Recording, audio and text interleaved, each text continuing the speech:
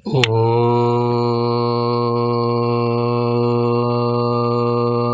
विश्वानि देव सवितर्दुरितानि पराशुभ यद्भद्रं तन्न आशुभ ॐ भूर्भुवस्वः तत्सवितुर्वरेण्यं भर्गो देवस्य धीमहि धियो यो नः प्रचोदयात्।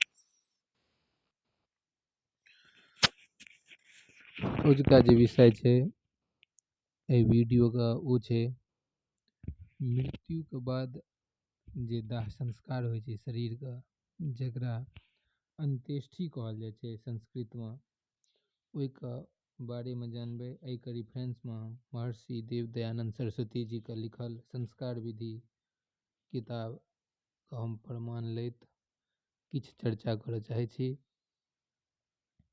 अंत्येष्टि कर्म जे छै से शरीर का अंत का संस्कार के कहल जाइ छै। एहि संस्कार का दोसरो नाम से जानल जाइ छै जेकरा कि नरमेध, पुरुषमेध, नरयाग, पुरुष याग सेहो कहल जाइ छै। तऽ एहिमे जे प्रमाण देलखिन हँ यजुर्वेद के 40वां अध्याय के 15वां मंत्र से कि भस्मांतम शरीरम, कि शरीर के भस्म केला के बाद तक जे छै इस शरीर का संस्कार अर्थात भस्म करने पर्यंत रहे। मतलब संस्कार जे छै कोनो कहै छै ने संस्कार के बालक 16 गो संस्कार होइ छै, तऽ ओहिमे सबसे अंतिम संस्कार अंत्येष्टि संस्कार छै। तऽ ई संस्कार कहै छै भस्म केला तक छै, ओहिके बाद कोनो कार्य शेष नहीं रहे छै। ओहिमे ई ऋग्वेद के प्रमाण नहीं यजुर्वेद के प्रमाण देलकै भस्मांतम शरीरम, शरीर के भस्म करे तक संस्कार मानल गेलै हैं। ओहिके बाद शरीर के लेल कोनो संस्कार नहीं छै, आखिरी संस्कार ई भस्मे केनाइ छै। लेकिन ओहिके बादो जे छै हमर समाज में ई देखल गेलै हैं कि एकादश, द्वादश और गुरुर पुराण के कथा, गया श्राद्ध, मासिक, वार्षिक श्राद्ध सब होइत रहे छै। तऽ ई सब प्रश्न कयल गेलै महर्षि दयानंद जी से कि सत्य छियै कि झूठ। तऽ ओहि विषय में ओ कहलखिन कि ई सबटा मिथ्या छी, झूठ छी, कियाकि वेद में एहन कोनो कर्म का विधान नहीं लिखल छै। और वेद जे छै से सब सत्य विद्या के पुस्तक छै, वेद में सत्यटा लिखल छै। वेद झूठ के किताब छियै ने, ओहिमे कोनो मिलावट छै नहीं। तऽ एहि के हिसाब से ई छै कि ई सब सबटा झूठ भेल, अकर्तव्य भेल और मृतक जीव का संबंध पुरुष संबंधियों के साथ कुछ भी नहीं रहता। अब जे शरीर मरि गेलै, मरै के ई छै कि जामे तक हम जेनाकि ई शरीर छी, तऽ ई जे हम बाजि रहल छी तामे तक बाजि रहल छी। शरीर जामे तक ई शरीर के भीतर में आत्मा छै या कहै छै प्राण छै, तो आत्मा निकलि गेलै, ई शरीर बाजियो नहीं भूकियो नहीं सकैए पड़ल। जे आत्मा निकलि गेलै तऽ ओहिके बाद जे शरीर छै ओकरा प्रेत कहल जाइ छै। और जरा देलाके बाद ओ शरीर जे छलै सेहो गायब भऽ गेलै, तऽ ओ भूत भऽ गेलै। तऽ प्रेत और भूत ई भेलै दूगो शब्द। गाँव घर में सेहो बहुत डरायल जाइ छै, प्रेत देख लेलहुँ। लेकिन प्रेत केकरा कहल जाइ छै? प्राण निकलि गेलै शरीरसँ, ओहिके बाद ई शरीर जे बचि गेलै एकरा प्रेत कहल छै। ओ पड़ल शरीरके ओकरा जखन जरा देलियै, आब ओ जे छलै सेहो नहीं छै, तऽ ओ भऽ गेलै भूत। लेकिन ई भूत और प्रेत से गाँव में बहुते डरायल जाइ छै मैथिल समाज में। तऽ एहि सबके जागरूकता जरूरी छै जे ई चीज छी कि। ओहिके बाद कहल छै जीव जे छै ने, आत्मा जे छै फिर शरीर से निकललाके बाद अपन कर्म जेहन कने रहै छै ओहि हिसाबे ओकरा फल भेटै छै। लेकिन हमरा अहाँके समाज में 50-50, 40-40 वर्ष तक बाबा मैया, ओकर बाबा मैया, ओकर बाबा मैया का लोग श्राद्ध मासिक वार्षिक करिते रहै छै, पितर खुआबैत रहै छै। तऽ एहिमे ई कहलखिन कि यजुर्वेद के प्रमाण लऽ कऽ कि ई सब मिथ्या छियै।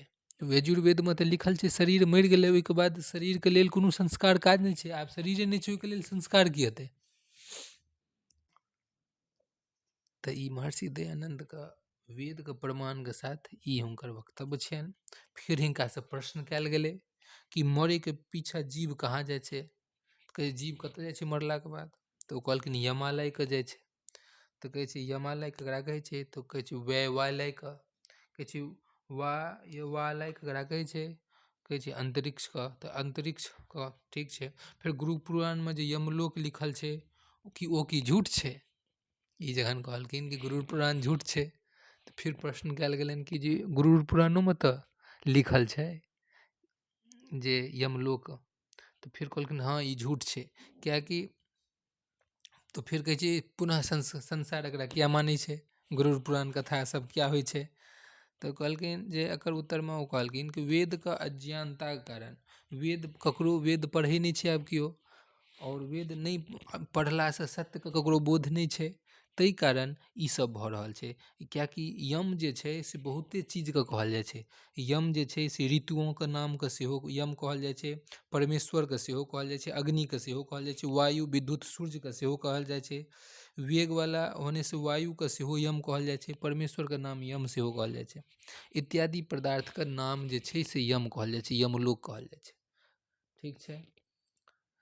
फेर कहै छै कि मरलाके बाद विधि की छै तहन शरीरके जरबैके? कहै छै ओहिमे मन्त्रसँ सबसँ पहिले जे छै कहलकै जखन केओ मरि जाइ छै, जे पुरुष मरै छै तऽ पुरुष हुनका नहाबनि आओर हुनका स्नान कऽ कऽ चन्दन सुगन्ध लेप कऽ नया कपड़ा पहिरा देथिन। आओर यदि केओ स्त्री छै तऽ स्त्री ओकरा नहा कऽ नया कपड़ासँ पहिरा देथिन। ठीक छै। और जतेक शरीरके वजन छै ओतेक घी नहि, ओहिसँ अधिक घी होय तऽ ओहिसँ अधिक ओ केसर चन्दन सुगन्धित लकड़ी सबसँ लगा दगा कऽ ओकरा जे छै से जरेबाक चाही, अन्त्येष्टि करबाक चाही। और जे गरीब लोग छथि जिनका एतेक जुटानी नहि कऽ सकै छथि, किएकि एहिमे घी सुगन्ध काफी महगा भऽ गेल छै, तऽ कहै छै ओकरा समाज मिलकऽ ओहिमे सहयोग करथिन, जाहिसँ कि वातावरण जे छै से अशुद्ध नहि हेतै। आओर वातावरणके शुद्धि जे छै से बहुत जरूरी छै। एकटा चमड़ा जरेलासँ कतेक दुर्गन्ध फैलै छै, ओहिमे ताहि दुआरे ओहिमे जतेक शरीरके वजन छै ओतेक घी जरूरी छै, सुगन्धित लकड़ी जरूरी छै, कपूर जरूरी छै, से सब करबाक चाही।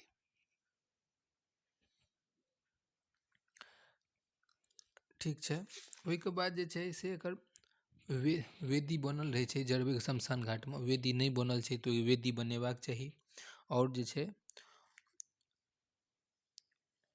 ओकरा जे छै मृतकके जे उत्तर दक्षिणे मुँहे जे छै उत्तर मुँहे माथा पैर दक्षिण मुँहे कऽ के लेटा दियौ। कहै छै जरेबाक चाही गाँवके दक्षिण मुँहे, दक्षिण भागमे।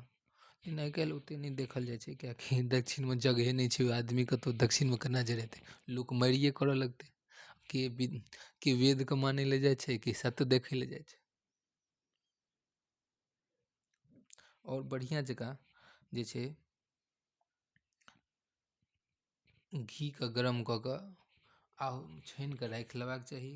और जे छै से 3-4 गो मंत्र ईसब लिखल गेलखिन वेद मंत्रसँ, ओहिसँ पहिलो आहुति जे छै से सिरसँ शुरू कऽ कऽ चारू भाग घुमि घुमि कऽ देबाक चाही। ओम अग्नेय स्वाहा, ओम सोमाय स्वाहा, ओम लोकाय स्वाहा, ओम मनुमत्येय स्वाहा, ओम स्वर्गाय लोकाय स्वाहा। एहि 5 मंत्रसँ आहुति दऽ कऽ अग्नि प्रदीप्त करबाक चाही। तत्पश्चात ओहिके बाद 4 मनुष्य पृथक पृथक खड़ा होकऽ 4 गो मनुष्यके कहलखिन, तकर बाद 4 गो लोक ठाढ़ भऽ जाथि आओर पृथक पृथक जे छै से आहुति दैत जाथिन। आओर जहाँ स्वाहा मतलब वेद मन्त्रसँ आहुति दैत जाथिन, तऽ पहिलुका मंत्र ई जे छै वेद मन्त्र पहिले जे छै से 17 गो वेद मन्त्र छै, 4 गो आदमी 17 गो वेद मन्त्रसँ आहुति दै लए कहलखिन। ओहिके बाद ऋग मंत्र चारो जने 17 आहुति दैके निम्नलिखित मंत्र से। ओहिके बाद फिर जे 17 गो आहुति देलाके बाद जे छै से 63 गो मन्त्रके छै। एहि 63 गो मन्त्रके सेहो पृथक पृथक लोक आबि कऽ आहुति देथिन स्वाहाके साथ साथ। जेनाकि छै ओम रेतसे स्वाहा, ओम आयासय स्वाहा, ओम प्रयासय स्वाहा, एना कऽ कऽ ई सबटा वेद मन्त्र सब लिखल छै। और अहाँके लगभगमे 400-500 वेद जे छै से भऽ जेतै। पृथक पृथक लोक आबि कऽ डिफरेंट मंत्र छै। एहिसँ लगभगमे 484 गो मतलब बहुते आहुति जे छै से कंटिन्यू ओहिमे दैत रहथिन, जामे तक ओ शरीर जरि कऽ भस्म नहि भऽ जाय। और एहिसँ वातावरणो शुद्ध नहि हेतै। आओर कहै छै जहन ई भस्म भऽ गेलै, ओहिके बाद सब जे आदमी अबै छथिन ओहि संस्कारमे भाग लेने रहै छथि, ओ अपन बढ़िआँ जकाँ नहा धोइ कऽ आओर मृतकके घर जाथि, ओहिठाम शान्ति पाठ करथि, ओहिठाम स्वस्ति वाचन करथि, बढ़िआँ जकाँ सुगन्धित पदार्थ लऽ कऽ हवन देव यज्ञ करथि, देव यज्ञ हवने कहल जाइ छै। हवन केलाके बाद जे छै से अपन अपन घर जाथि। लेकिन यदि साँझ भऽ गेल छै तऽ एक दूटा मन्त्रसँ आहुति दियौ, आओर फेर अगिला दिन इएह कार्यक्रम शान्ति पाठ आओर स्वस्ति वाचनके मन्त्रसँ हवनके आहुति दैत आओर सभगोटा कामना करैत ओहिमे जे मृतकके प्राण छै ओकरा बाहर निकालैत, ओहिमे सबके मनपर प्रसन्न। ओहिसँ की होइ छै, शोक छा जाइ छै। ककरो घरमे जहन केओ डेथ कऽ जाइ छै, ओहि घरमे शोक महाकुल शोकके सिचुएशन रहै छै, तऽ ओतऽ कहल जाइ छै कि ओहि घरमे आहुति दियौ वेद मन्त्रसँ, बढ़िआँ स्वस्ति वाचनसँ। स्वस्ति वाचन मतलब होइ छै कल्याण कार्य, कल्याणके कामना करिऔन, फेर शान्तिकरण, शान्ति कामना करिऔन, आओर ओहिके बाद जे छै से प्रसन्नता छा जाइ छै पूरा समाजमे, पूरा घरमे। आओर 2-3 दिनके बाद जे छै से जाउ जतऽ दाह संस्कार भेलै ओहिमेसँ हुनकर हड्डी सब निकालि दियौ, ओतऽ पृथक कतौ राखि दियौ, आओर फेर अहाँके काज खतम भऽ जाइ छै इएह ठाम।